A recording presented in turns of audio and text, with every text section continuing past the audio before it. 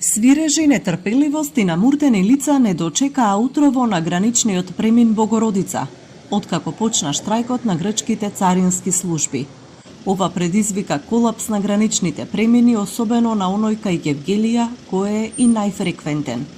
Непрегледни колони возила се создадоа на граничниот премин Богородица Евзони за излез од државата. Повремено се пуштаат одреден број возила, но тоа е недоволно за да се расчисти гужвата.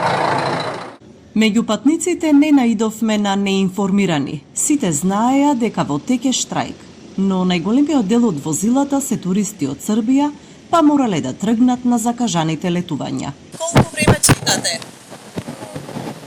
20 минути тренот, како да видечеме до крајот. Знаевте дека има штрајк? Знамо, да.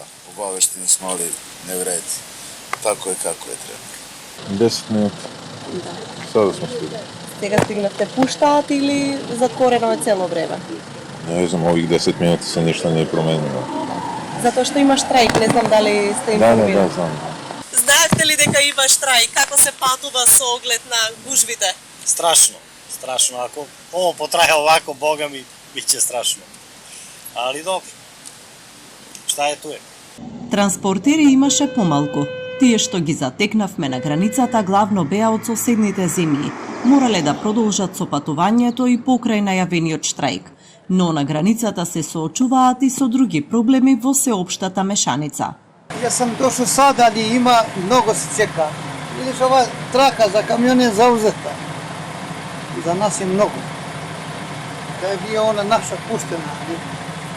Па има сваки свој минут да се региструе, то ние баш лако и за нив. Сад гужва е од едног и сад биće мало касно. Знаевте ли дека има штрајк? Чуo sam da to ima od 5 do 10 sati ima na grčku stranu, ne ovdje. Pa, ne znam, oni, ne znam taj štrajk. Prije je bio, oni iz polje privede sa traktorom, sad ne znam koji štrajk, zbog čega. Надлежните институции и туристичките агенции порачуваат граѓаните пред тргнување да се информираат за состојбата на граничните премини, да предвидат дополнително време за патување и да сметаат на можни задржувања поради зголемена фреквенција на возила.